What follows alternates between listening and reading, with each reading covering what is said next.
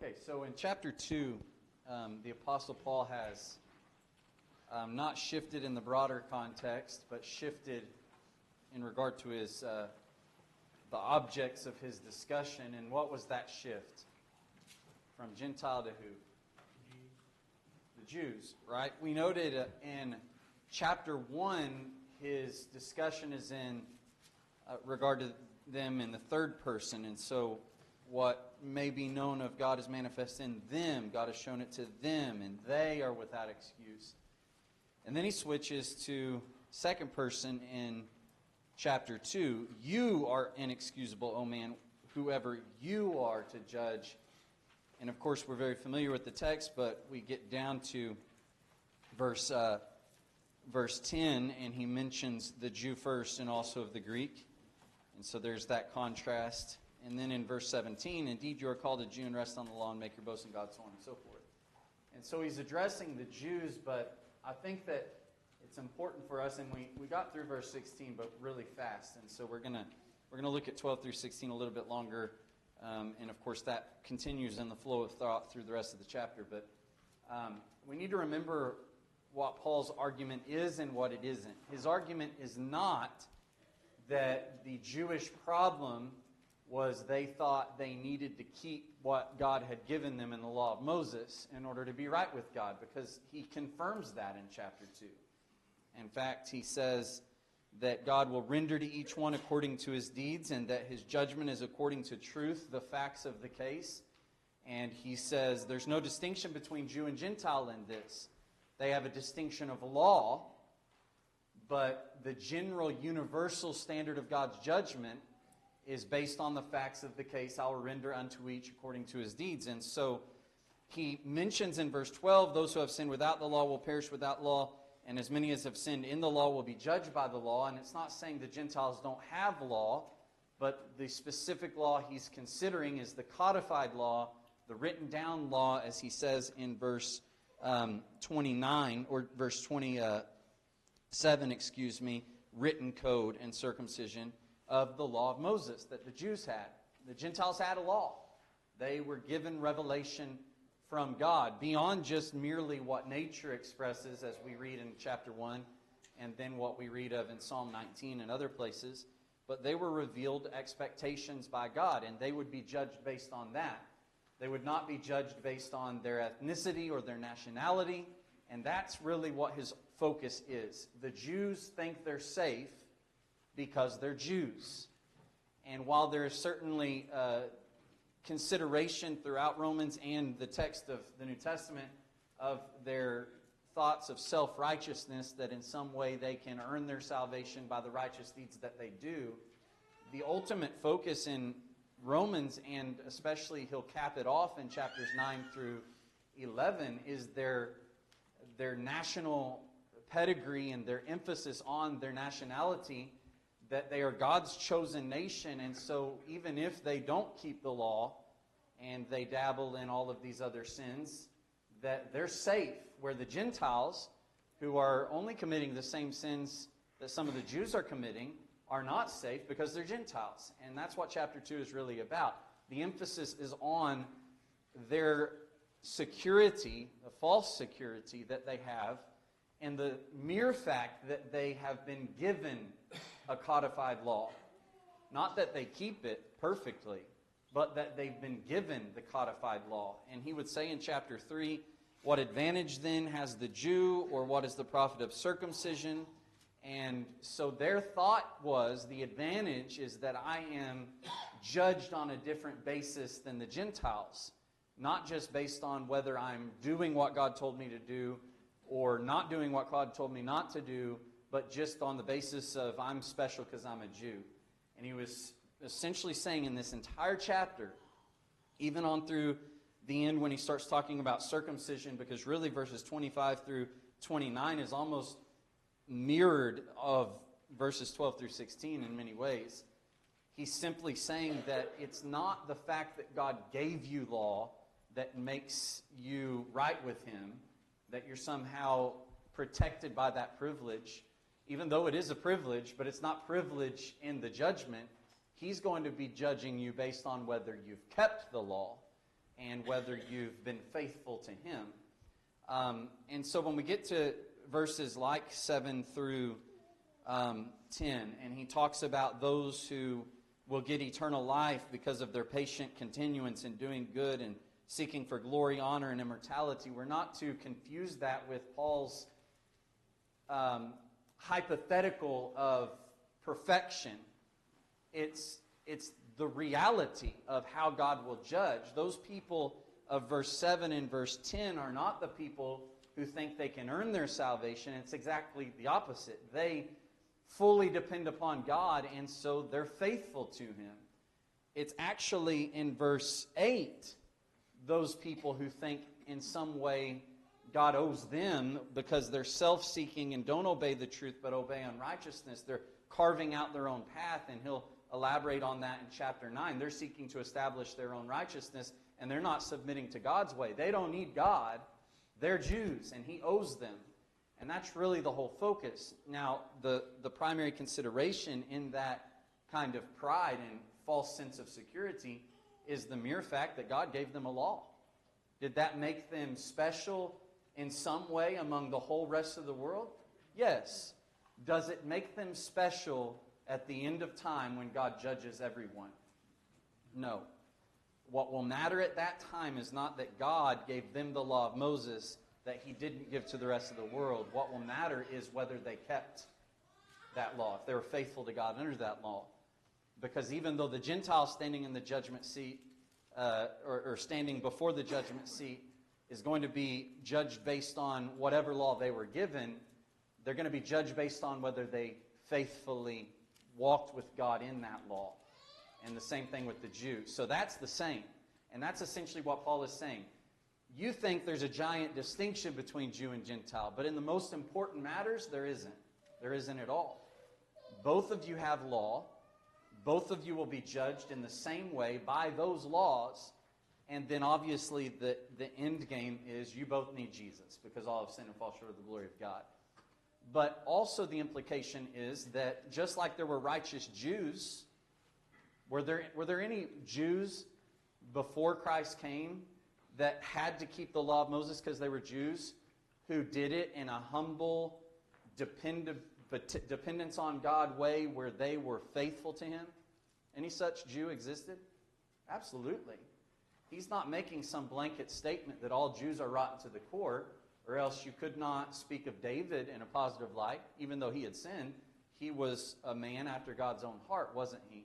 Or someone like Moses and a myriad of others who we could mention. Hebrews 11 talks about those kinds of people.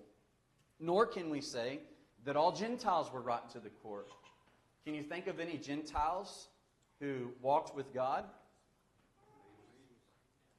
Cornelius comes to mind, especially from our New Testament studies.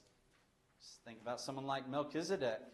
Well, even with Melchizedek, why not talk about Abraham? Because while he is the one who started the Jewish nation, God chose him and it was his seed. That was before the law of Moses, before he was called a Jew even. And so all of those things need to be taken into consideration. Here's what Paul is saying. You think you're safe simply because God gave you the law, but here's what God will actually judge you by. Not that you're a Jew I gave the law to, but did you keep it? Have you been faithful to me? Have you been trusting me and depending on me by submitting to me by obedience of faith? And that's been the whole focus. Habakkuk 2 was quoted in chapter 1 saying that that's what God has always looked to. Now there was an end game of that where a fuller revelation came, and now we're under the gospel. But he's saying that it's always been about faith, and that faith obeys. Not just for the Jew, but for the Gentile too. Jeff? So I obviously I'm right with you. I mean, he's not because you have the law. I mean, we have Scripture. It doesn't mean that just because we have Scripture that we're going to heaven. We have to follow it. Right. In chapter 2, verse 6, though, I guess I trip over that word render there, because that render indicates that he's paying to one what is that one's. Yes. Or paying what is owed. And then in verse 9, where he says, to all who do good. But then in chapter 3, he's going to turn around and say, no one does good. And so it's kind of like, here's how God's going to judge everyone. everyone has sinned, so everyone is deserving of Right. death. But we have Christ as the propitiation. Therefore, all who are in Christ can be saved. That's correct. That's correct. But I think that this is especially that verse 6 could be, it is true for us as well. He's still going to render to me according to my deeds and you according to your deeds. Now, we would say the difference now is we have Christ, and that's certainly the case. But this is true even of people who have lived before Christ. And that makes it manifest from even chapter 1 with the Gentiles in creation and rejecting God. And then he addresses the Jews. And so he's working to that point. And I think the way you can connect those dots where maybe me and you are not right there is by understanding that, especially when you get to chapter 9, you have the understanding that these are Jews Paul is talking about who have rejected the Christ. Why did they reject the Christ? Because their heart was never circumcised. It was merely an outward thing. Now, theoretically, and it's true because Paul's a case in point, if they had been seeking eternal life by patient continuance and doing good and depending on God, and it was their heart was seeking God, and it was not just, I'm a Jew and I have the law and I'm good, even if I decide to dabble over here, and their heart was not actually circumcised, then that's why they rejected the Christ. And so it confines all under sin, period. But I think his argument in chapter 2 is that you think you're secure in the law, but here is an example in chapter 12 through 16 that shows you, or chapter 2, verses 12 through 16, that you having a special law in comparison to the Gentiles doesn't make you safe, because when they do what God tells them to do, even though they've not been revealed the law of Moses, they show that they've got the work of the law in their hearts. So they are accomplishing, or God is accomplishing through them, what you're not letting him accomplish through you, even with this wonderful law that you boast in. And I think that's the main point. So notice that, and I mentioned we got through verses 12 through 16, but it had to be fast. So again, verses 12 and 13, with the law, without the law, is not period, because he says that they sin without the law. And we pointed out in chapter 4 that where there is no law, there is no transgression. Verse 15. Chapter 5, that sin is not imputed where there is no law. Nevertheless, even from Adam to Moses, there was sin, or there was law, and therefore there was sin. And so he's talking about specifically a codified law. And where I get that is from the fact that he's addressing the Jews, and they have a written code, and that he mentions that in verse 27. So, did the Gentiles have law? Yes. Now, what was that law? He doesn't say specifically, but God has always given men law. Was Adam a Jew? No, but he had a specifically revealed law. And you have indications like with Nineveh, a Gentile city of a Gentile nation. And Jonah was sent to preach repentance to them, which first implies that there was something God expected of them and they should have known about, they did know about, that now Jonah is saying you need to turn away from your rebelliousness and back to fulfilling what God told you to fulfill. And in addition to that, there is the message Jonah was currently preaching that would be revelation to them. Melchizedek was a priest and a king, and so there was a righteous man, Melchizedek, who was not a Jew, never associated with the Jews, actually shown to be better than Abraham, who is very mysterious, nevertheless, being king of Salem, would have been leading his people in God's divinely revealed law. Now, here's where I think there gets to be a misunderstanding. Notice, he says, when Gentiles, verse 14, who do not have the law, we could say the law of Moses, and there's a more general concept in the language, but that's ultimately what it leads to. When Gentiles who do not have the law of Moses, by nature do the things in the law of Moses, these, although not having a law, are a law to themselves. Now, he explains that in verse 15. What do you mean by that? What do you mean they're a law to themselves? Who show the work of the law written on their hearts, their conscience bearing witness, and between themselves their thoughts, accusing or else excusing them. Verse 15 is where I think we get confused from time to time, because there is a position that is pretty popular that the law of the Gentiles is their conscience. But that's not what the text says. Notice what it says. their conscience bearing witness. What is it bearing witness to? That they are a law to themselves. Now the question is, how are they a law to themselves? If what we read in Proverbs 12 and verse 1, in other places, Jeremiah 10 and verse 23, if that's true, it's true, period. That there is a way that seems right to a man, its end is the way of death. Lord, I know the way of man is not in himself. Is it not a man who walks to direct his own steps? And here's where I think the confusion comes in. We like to talk about morality being something innate. And I think that is slightly mistaken. Right from wrong is not innate within us because we know, like what Proverbs says, that foolishness is bound up in the heart of a child, and the rod of correction will drive it far from him. A man left to himself, a child left to himself, is destined to destruction. We learn morality. We learn what is right from wrong. God shows it to us. What we have innate within our image of God creation nature is a moral sense. I can know morality when it's revealed to me. If you try to teach an animal that it's wrong to murder, they're not ever going to be able to understand that. They're not rational beings like human beings are. That's the distinction. There's the conscience. That's what we call the conscience. Animals don't have a conscience. We have a conscience. Now, how, as we often emphasize, does that conscience become a good tool for us, given by God? What has to happen with it for it to be good? It has to be trained. So that's an outside source, isn't it? Someone is teaching me, molding my conscience, shaping my conscience. I'm learning in my conscience. That's the concept here. Now, what is the law of the Gentiles? It is whatever God revealed to them. Like I mentioned, Nineveh had something revealed to them. God sent prophets to Gentile nations. The Old Testament is a snapshot of human history, and its focus is the Jews. And you can see little bits and pieces of implication and explicit statements under the Old Law in reference to the Gentiles that manifest God judge them as guilty before Him. And since He shows no partiality, it's not capricious, it's not random. They had some expectation by God that they were without excuse of, and He killed some Gentile nations because of their rebelliousness in His judgment. They had a law revealed to them. Here's a major difference. They didn't have it written down. And I think that kind of shows, at least logically, to a degree, why it got so bad. And I alluded to this on Sunday.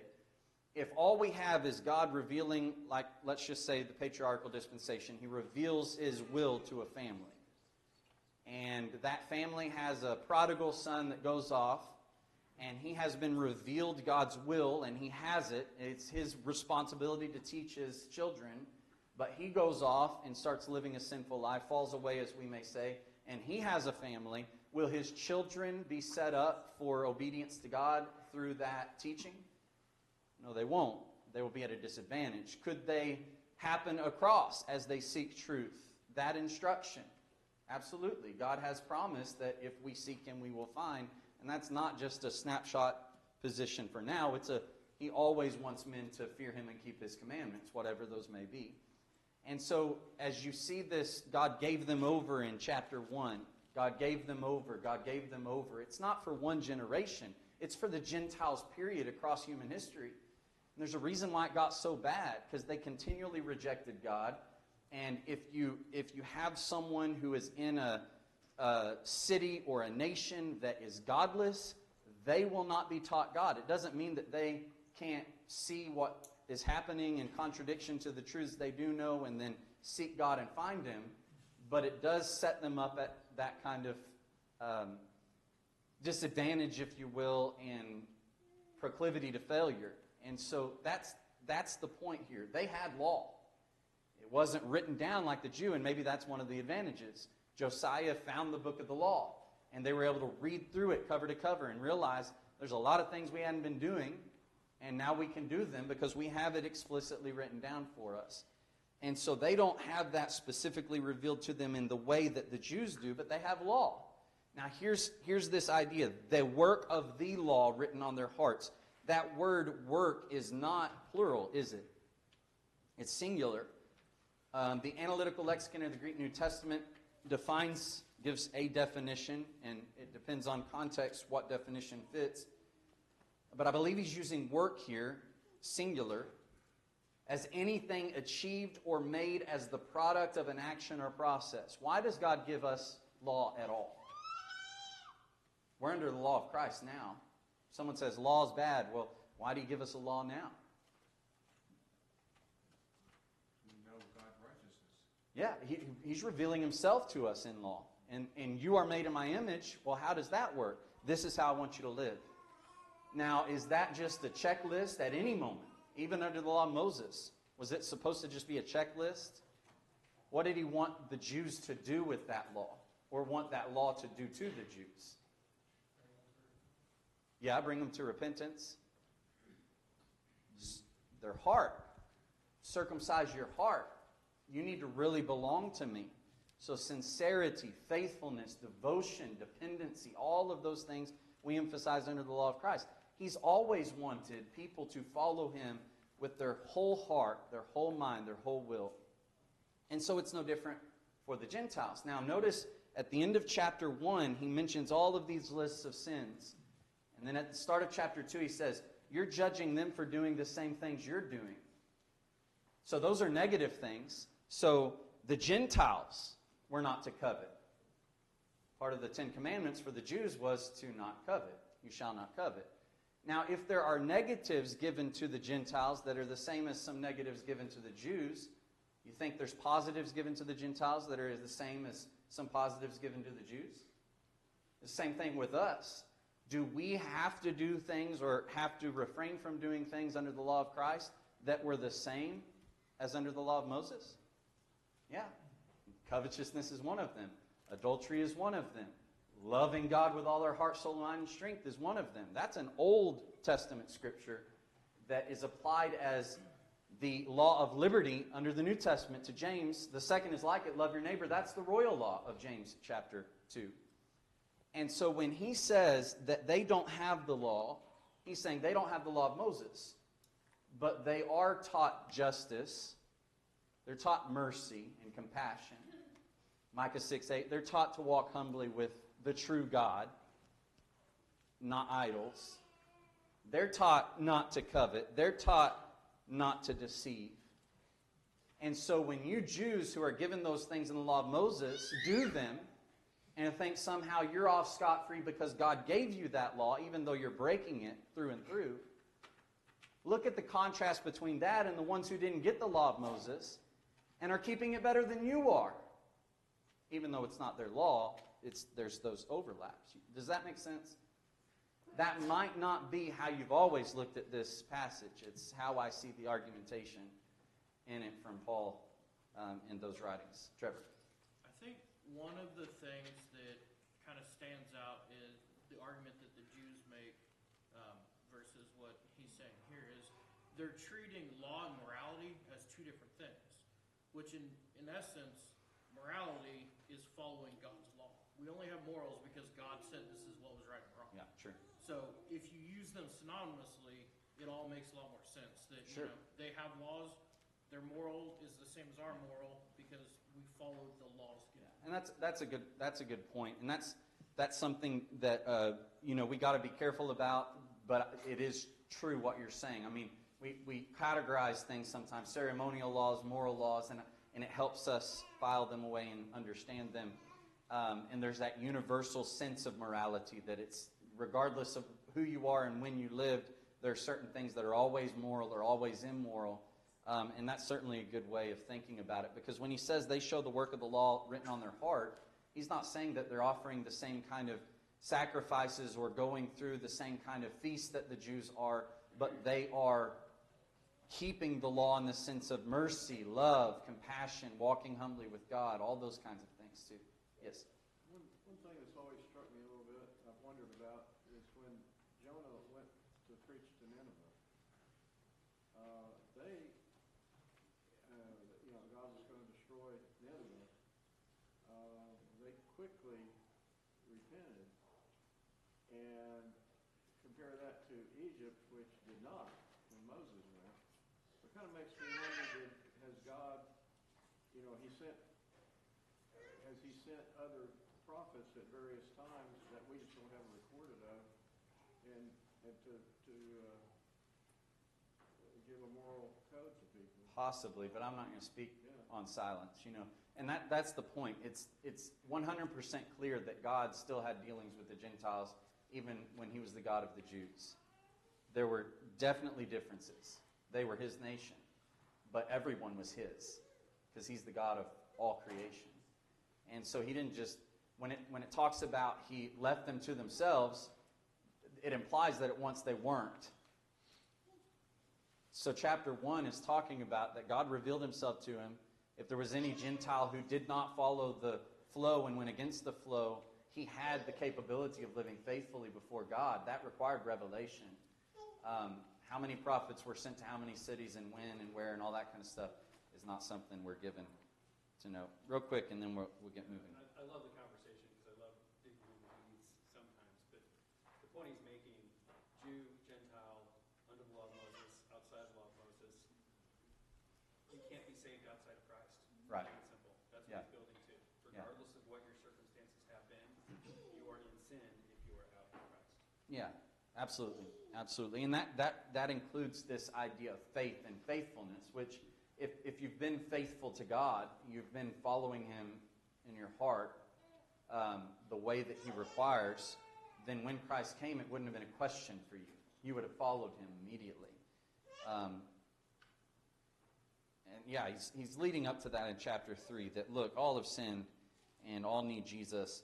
And so just because you're a Jew, you're not going to be saved because of that. If you reject the Christ, you're done. Same for Gentiles too. So he continues this theme. There's really no change. He elaborates on it a little more. Like I said, when he gets to circumcision, that's a nuance of being a Jew that gave them a false sense of security, but he's still talking about the law. Circumcision is profitable if you keep the law. So yeah, you have circumcision, you have the law. That means you're God's people. But if you're not acting like God's people, you might as well be uncircumcised. Notice in verse 1 of chapter 2, he talks about you're inexcusable whoever you are to judge. But then, of course, that's Jew to Gentile. Then notice in verse 27, it's kind of bookended in this section. Well, not physically uncircumcised, the Gentile, if he fulfills the law, like we just talked about he would in verse 14 and 15, judge you who even with your written code and circumcision are a transgressor of the law. What's the difference in those two judgments, do you think? Because he's actually saying, don't judge. You're condemning yourself. That's a hypocritical judgment. And then he's saying, the Gentiles will judge. Wouldn't they judge you if this was the case? And I think certainly it was the case in many instances.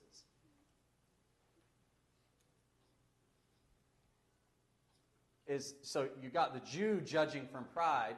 Look at these filthy Gentiles doing all their filthy things. I'm a Jew, I'm better than them. It seems to me, verse 27 is just this kind of judgment like Jesus talked about with the men of Nineveh will rise up in judgment against this generation because they repented at the preaching of Jonah, and one much greater than Jonah is among you. It's not that Nineveh is going to verbally judge them and point fingers, but their actions judge them. When a Gentile keeps the law of Moses better than a Jew does, it kind of judges the Jew as pretty pathetic and wrong and rebellious. And I think that's kind of what he's saying. Here's the start. You're judging them because you think that even though you're doing the same things, that somehow you're still righteous because you're a Jew. Well, you're judging yourself, condemning yourself if what you're saying is true about them because you're doing the same thing. But when they actually keep the law, they judge you as wrong and rebellious and unworthy. Well, you've already referenced chapter 5, and you referenced chapter 7 in a previous class.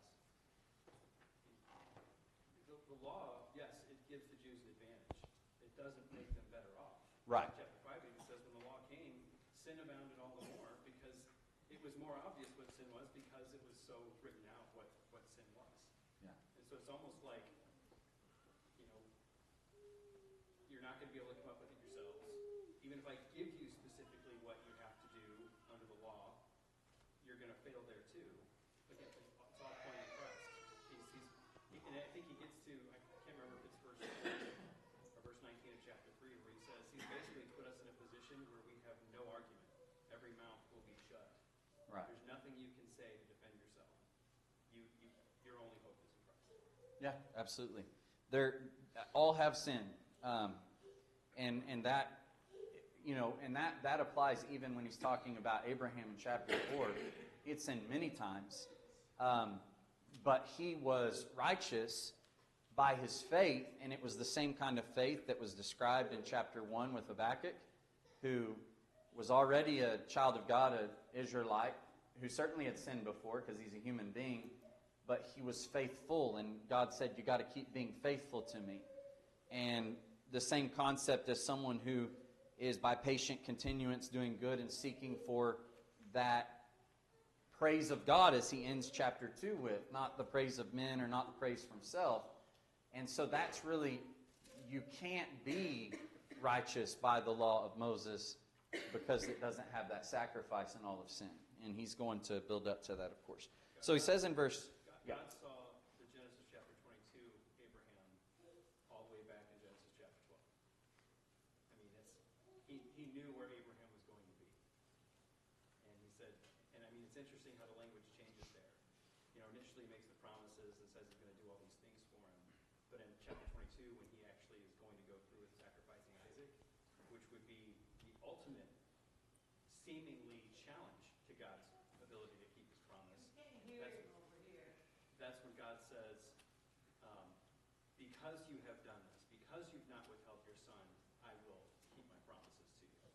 So it's like he counted the righteousness to him, but in God's foresight, foreknowledge, he knew where Abraham was going to be, and Abraham got to the point where he was able to do the ultimate act of obedience, and that he was going to get his son, even though his son was very much needing to be alive for God to fulfill the promise. Sure. Yeah, God has foreknowledge. I think, though, that even back like with what the Hebrew writer says in Hebrews 11 is that, you know, and the whole point of that is that these are witnesses as to what makes a man right with God. They can testify to the kind of life you have to live to be right with him, that Abraham was obeying God when he was called to go out by faith. And so, you know, even before that, Genesis 15:6 was true, and then it's stated in Genesis 15:6, and it's applied multiple times to his different parts of his life by implication in chapter 4 as well.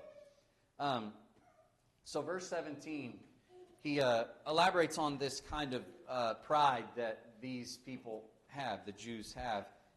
They don't have a dependence on God, they have a dependence on something else. And what's interesting is it's very much like what we read with the Gentiles in Genesis, or rather Romans chapter 1. You're called a Jew, rest on the law, make your boast in God. Know his will, approve the things that are excellent, being instructed out of the law. You're confident you're obliged to the guide, the light to those in darkness, an instructor of the foolish, a teacher of babes, having the form of knowledge and truth in the law. Let's pause there. It says that you're called a Jew and rest on what? The law. He uses a Greek word there. Of course, we'll elaborate on Jew later, but as the book points out, it's a marker of distinction ultimately. There's God's people. Who are they? They're Jews, and then there's everyone else. So you just having that title, being a member of that nation, you're a Jew. You don't have to be faithful. You will bear that title. People will see you and say, you're a Jew. And they say, that's enough. That gives me security. And then you've been given a law. You rest on the law. Now, it uses that word rest is a Greek word that means finding comfort through confident dependence on something. What's interesting is in the Septuagint, it uses the same word in Micah 3 when it's talking about how God is declaring to Jacob his transgression and to Israel his sin, yet they lean on the Lord and say, is not the Lord among us? Lean there is the same word used here, rest on the law. Now, how are they claiming to have confidence in their standing because God is among us? When he's saying, you've got sin and sin separates us. It's just like with the old stories and accounts of Israel earlier on when the ark was among them. They had confidence because of the ark. It wasn't the ark that was giving them victory. It was God. It's the same thing with the law. You got the law. But if you're breaking the law, God's not among you.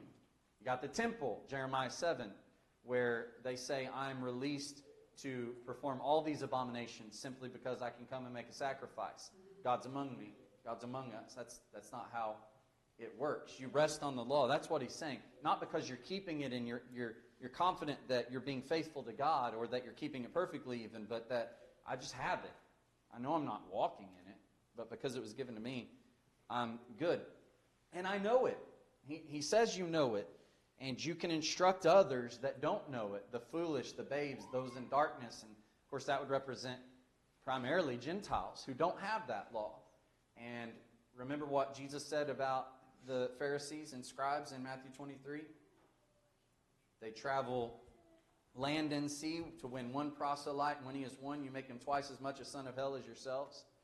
So you fancy yourselves a teacher and all this kind of stuff, but you who teach another, verse 21, do you teach yourself? You who, and that's interesting, you have the knowledge to teach them, and he's saying you still need to be taught yourself. So what we're doing here even, it's not just gathering information, it's applying it to self. So do you teach yourself? You who preach a man should not steal, do you steal? Don't commit adultery, do you commit adultery? You who abhor idols, do you rob temples? You make your boast in the law. Do you dishonor God through breaking the law? What's a word for all of that? Hypocrisy. Hypocrisy. So he says, the name of God is blasphemed among the Gentiles because of you, as it is written. And I think that's where the irony comes in. So in chapter 1, he had talked about the Gentiles. God was revealed to them. They were without excuse. They knew that God existed by his invisible attributes, his eternal power and Godhead revealed in the evidence of creation. And what did they exchange God for? The lie. They worshiped and served the creature rather than creation. So you've got God giving them something, creation, to testify of his existence so people will worship him and thank him. And they worship what he gave them. Isn't that what the Jews doing? I gave you a law. What was the law for? To reveal me so that you worship and glorify me. But what are they worshiping and glorifying and resting their hope on? The fact that God gave them a law. That's the exact same thing. It's just different nuances and facts. It's the same skeleton outline, if you will. They're doing the same thing. God gave them something so they would give him their everything, and instead they gave their everything and depended on the thing that God gave them. And so that's important too. This is not Christ. It reveals Christ. So you can clutch your Bible all you want. It's not going to mean anything if you don't have a relationship with the one it reveals. So circumcision is something else that he mentions. And that's back in Genesis 17. It's a sign of the covenant, remember. And what does that really stand for? Why is circumcision such a hot topic, so important?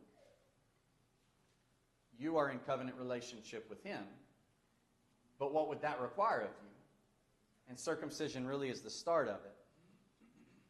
You keep my covenant, you obey me. And he mentions the covenant in Exodus 19 and says, as long as you keep my covenant, you keep my law, you walk with me, then you will be special over all people.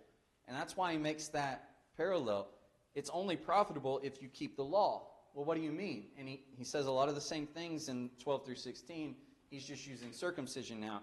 Verse 26, if an uncircumcised man keeps the righteous requirements of the law, will not his uncircumcision be counted as circumcision? In what way? In the heart, right?